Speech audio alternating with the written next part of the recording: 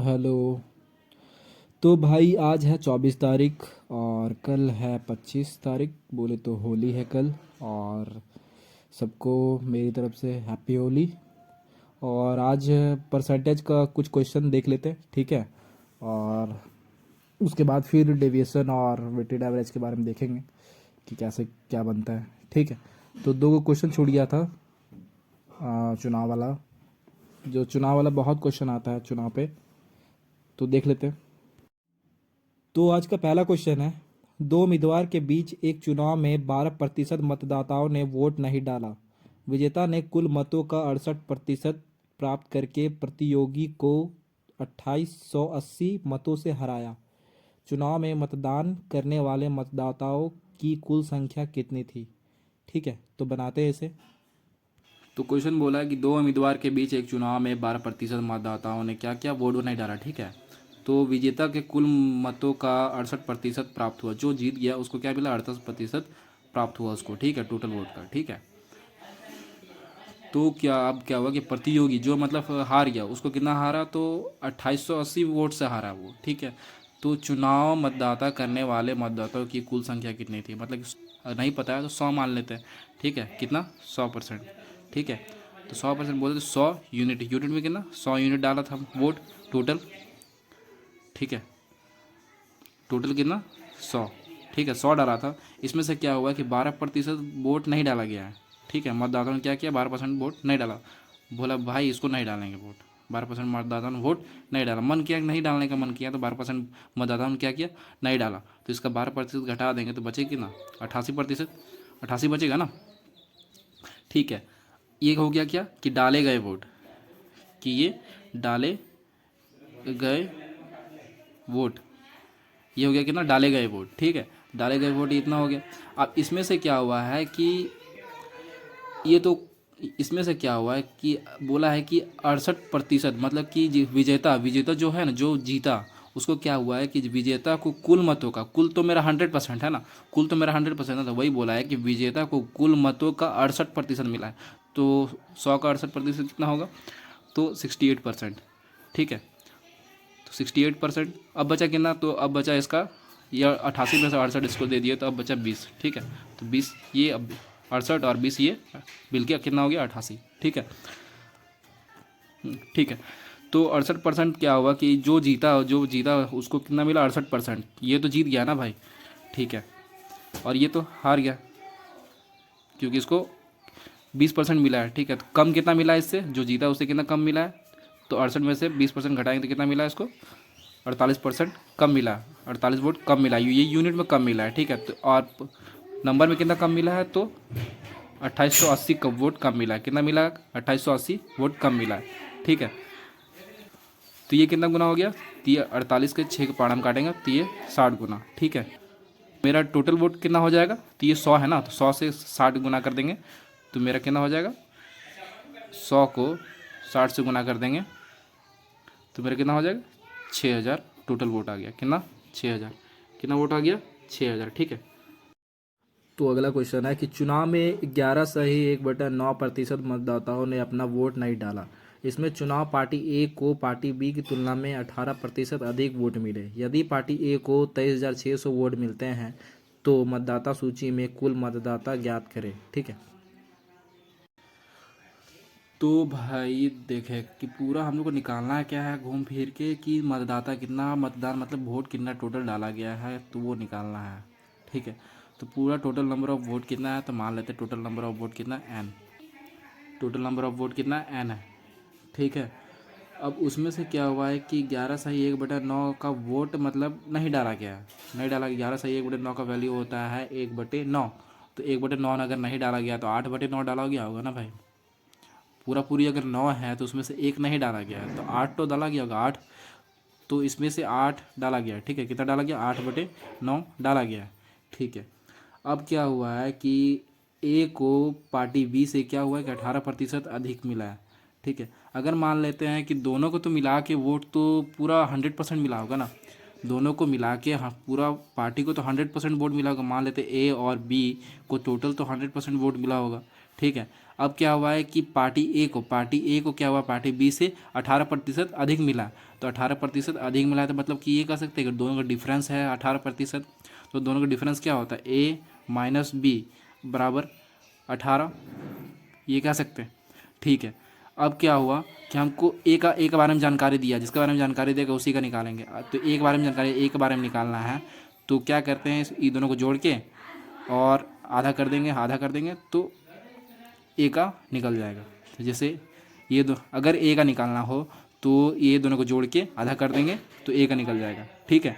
और अगर बी का निकालना हो तो ये दोनों को घटा के आधा कर देंगे तो बी का निकल जाएगा। ठीक है। तो ए का निकालना है तो ये दोनों जोड़ के आधा कर देंगे। ठीक है। तो ये दोनों को जोड़ेंगे तो 118 का आधा कर देंगे तो 59। ठीक है। तो ए का वैल्यू कितना आ गया, 59। ठीक है। तो अब क्या हुआ है कि टोटल वोट में से टोटल जितना वोट डाला गया है, वो जितना वोट नहीं डाला गया तो वो तो यहाँ कर लिए। अब जितना वोट डाला गया उसमें से 59 वोट इसको मिला है, ए को। ठीक है। तो फिर ए को कितना मिला, 59%। तो 59% के बदले नीचे 100। ठीक है। ये तक समझ आया। अब क्या हुआ, इतना तो हो गया। तो मिला कितना, ये तो मिला मेरे हिसाब से, क्वेश्चन के हिसाब से कितना मिला है ए को, तो मिला है 23,600। कितना मिला है, 23,600। ठीक है, 23,600। तो 59 का पहाड़ा में ये कितना बार में जाएगा, 59 का पहाड़ा में 4 बार में जाएगा। ठीक है। 9 चौक 36 और 5 चौक 20। ठीक है। तो ये 4 बार में चला गया, इधर ये 400 और ये 8 पचे 40। ठीक है।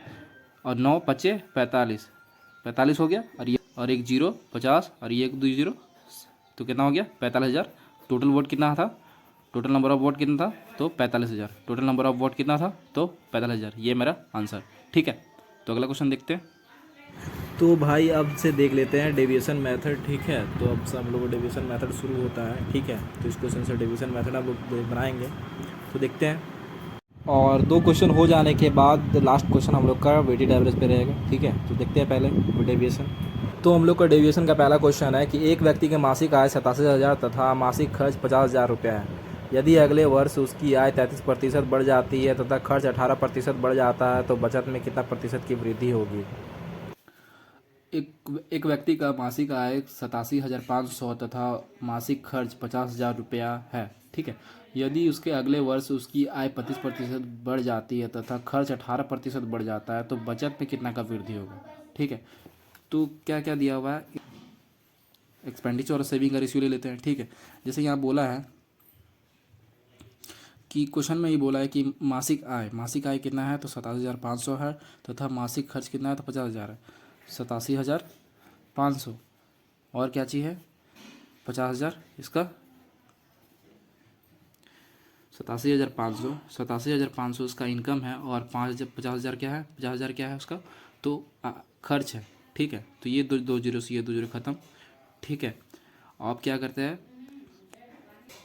अब 25 का टेबल से काट लेते हैं। तो 25 तिया 75, 25 तिया 75। अब यहाँ बचा 5 12 125। ठीक है। तो 125 25 25 125 और यहाँ 25 दूरी 50। ठीक है। ये 7 और ये 7 5 35 और ये 5 चौक 20। ठीक है। ये तो 4 बार में, ये 4 बार में और ये 7 बार में। ठीक है। तो क्या आ गया, 7 और 4 बोले तो 7 इसका इनकम है और 4 खर्च करता है। तो अगर 4 खर्च करता होगा तो इसका सेविंग कितना होगा, 3। अगर 7 इनकम है तो 4 खर्च करता होगा तो 3 उसका सेविंग होगा, तब ने मिला के उसका इनकम 7 होगा। ठीक है। अब क्या बोला है कि उसका आय में हर वर्ष क्या होता है कि उसका आय में हर वर्ष 35% बढ़ जाता है। तो ये तो ओवरऑल का बात कर रहा है ना, तो ओवरऑल कितना बढ़ा है, तो ये हो गया उसका एक्सपेंडिचर, ये हो गया सेविंग। तो दोनों को जोड़ देंगे तब ना इनकम होगा। वो इनकम मतलब कि ओवरऑल का बात कर रहे थे, कितना बढ़ रहा है, तो 35% बढ़ रहा है। कितना बढ़ रहा है, 35%। अगर ये भी 35% बढ़ता है, ये भी 35% बढ़ता है, तब तो टोटल ओवरऑल 35% बढ़ेगा। लेकिन क्या हुआ है कि उसका खर्च ही सिर्फ 18% बढ़ रहा है। खर्च कितना बढ़ रहा है, 18% बढ़ रहा है। ठीक है। ये कितना बढ़ रहा है नहीं पता, ये कितना बढ़ रहा है नहीं पता। ठीक है। तो उसका बचत कितना वृद्धि होगा, यही निकालना है हम लोग को। ठीक है। तो ये निकालने के लिए क्या करेंगे, अगर ये सॉरी 33% दिया हुआ था, 33%, ठीक, कितना दिया हुआ था, 33% दिया हुआ था, ठीक है। अगर मान लेते ये भी 33% बढ़ता, ये भी 33% बढ़ता, तो यहाँ भी तेरे ओवरऑल कितना 33% बढ़ता। लेकिन क्या हुआ है कि ये सिर्फ खर्चा सिर्फ 18% बढ़ा है। तो क्या करेंगे यहाँ पे, तो पहली बात कि यहाँ तो पहले 33% बढ़ेगा ही, ठीक है, 33% बढ़ेगा यहाँ पे। और कितना बढ़ेगा, तो यहीं तो मैनेज करना है, यहाँ तो कुछ नहीं कर पाएंगे, यहीं मैनेज करना पड़ेगा, ठीक है। तो यहाँ पे मैनेज करने के लिए क्या करेंगे कि यहाँ कमी कितना हुआ, पहले तो 33% होगा ही, ठीक है। अब यहाँ कम कितना हो गया, तो 18 है, तो 33 करने के लिए कितना जोड़ना पड़ेगा, और तो 18, 2 और 5, मतलब कि यहाँ और कितना जोड़ना पड़ेगा, 15, मतलब 15 का कमी है, 15% का कम है, कितना कम है, 15 कम है, ठीक है। तो 15 कम है, तो कितना यूनिट का कम है, 4 यूनिट का, तो 15 चौका 60, 60% कम है, कितना कम है, तो 60 यहाँ बढ़ाना पड़ेगा, 60% यहाँ बढ़ा देंगे, ठीक है। अब इसको बराबर करना पड़ेगा, अब बांटना पड़ेगा, कितना हम बांटेंगे, तो 3 ही में बांटेंगे ना, ये तो अपना है ही, इसको नहीं लेंगे, ये तो अपना है ही, इतना तो बढ़ेगा ही, इतना तो बढ़ेगा ही। अब 60% को मैनेज करना है, 60% को मैनेज करें किस में, बस खर्च में मैनेज करना है, इसमें तो कुछ छेड़छाड़ नहीं कर सकते कि जो करना है बचत में ही करना है। तो ये 3 में ही बांटेंगे, तो 3 में बांटेंगे तो कितना प्रतिशत और बढ़ाना पड़ेगा, 20% बढ़ाना पड़ेगा, तो 33 तो बढ़ेगा ही, और 20 बढ़ाना पड़ेगा, तो टोटल कितना बढ़ाना पड़ेगा, तो 53% बढ़ाना पड़ेगा। क्या चीज़ उसका, बोले तो बचत 53% वृद्धि करना पड़ेगा, ठीक है, उसका बचत 53% वृद्धि करना पड़ेगा, ठीक है। तो क्वेश्चन है, किसी घर में गेहूं का खर्च चावल के खर्च से 28.56% कम है तथा चावल का खर्च दाल के खर्च से 12.5% कम है। यदि गेहूं, चावल और दाल पर खर्च को क्रमशः 9.5%, 17.5%, 12.5% बढ़ाया जाता है, जिससे कुल खर्च में 540 की बढ़ोतरी होती है, तो ज्ञात कीजिए कि परिवार की आय कितनी होगी यदि खर्च के बावजूद उनकी बचत 500 है। ठीक है, तो बनाते हैं। अब एक क्वेश्चन है कि किसी घर के गेहूं का खर्च चावल के खर्च का 28.56% कम है। मतलब कहने का क्या मतलब कि यहाँ पे क्या क्या है, गेहूं है बोले तो वेट है, राइस है, और पल्सेस है बोले तो दाल, ठीक है। तो क्या बोला है कि किसी घर के में गेहूं का खर्च चावल के खर्च से, मतलब खर्च से 28.56% कम है। मतलब बोला है किसी घर का गेहूं का खर्च चावल के खर्च से 28.56% ये कम है, ये कम है, ठीक है। तो 28.56% कितना होता है भाई, तो हम लोग को पता है कि 14.28% का वैल्यू होता है 1/7। अगर ये 7 है तो ये 1 कम होगा, तो ये तो बोला 28.56 कम है ना, तो 2/7 हो गया। अगर ये 7 होगा, तो ये 2 कम होगा, तो ये कितना होगा, ये 5 होगा, ठीक है। यहाँ तक समझ में आया। आगे क्या बोला है कि तथा चावल का खर्च दाल के खर्च का 12.5% कम है। 12.5% कम कौन है, ये है 12.5% कम। तो 12.5% का वैल्यू क्या होता है, 1/8। तो अगर ये 8 होगा तो ये 1 कम होगा 7, तो अब कुछ करने की जरूरत नहीं, ये तब तीनों सही है अपने जगह में, ये तीनों सही है, ठीक है। अब निकालते हैं।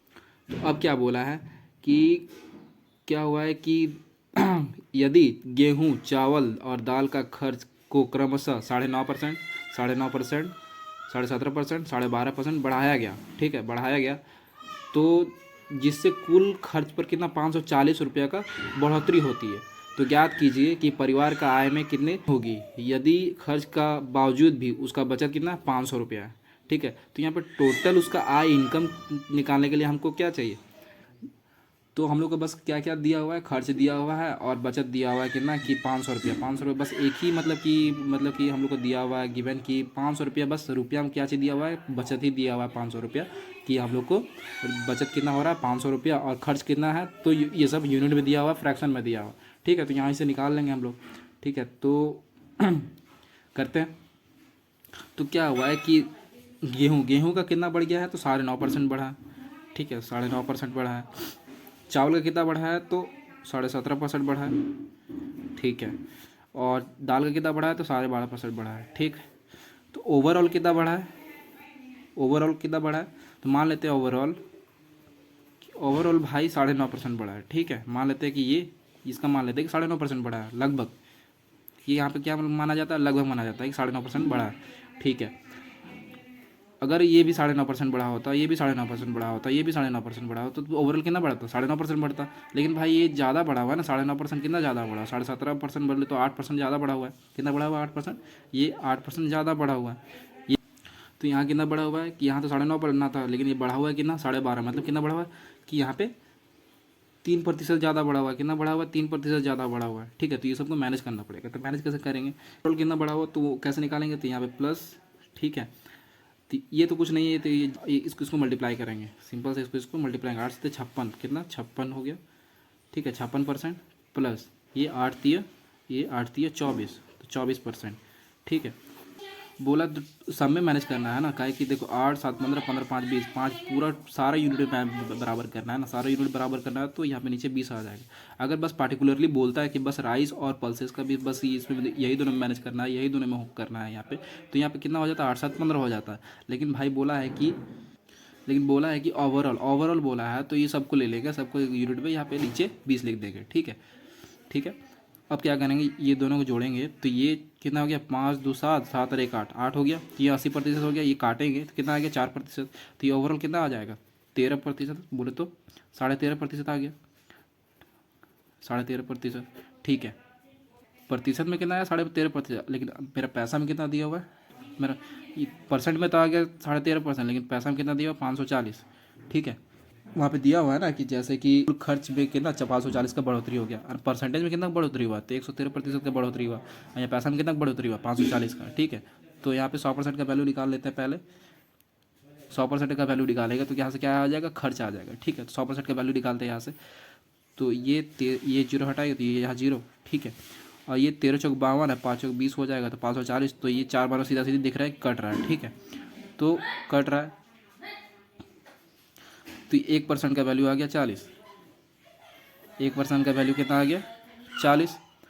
ठीक है, तो 100% का वैल्यू क्या हो जाएगा, 100% का वैल्यू 40 और 2 जीरो, 4000। अब बोला कि 500 रुपया बचाते हैं, तो 500 रुपया ये खर्च आ गया और ये 500 रुपया बचत होता है, तो दोनों को जोड़ देंगे तो इनकम आ जाएगा मेरा। तो कितना आ गया इनकम, तो 4500 इनकम आ गया, ये मेरा आंसर।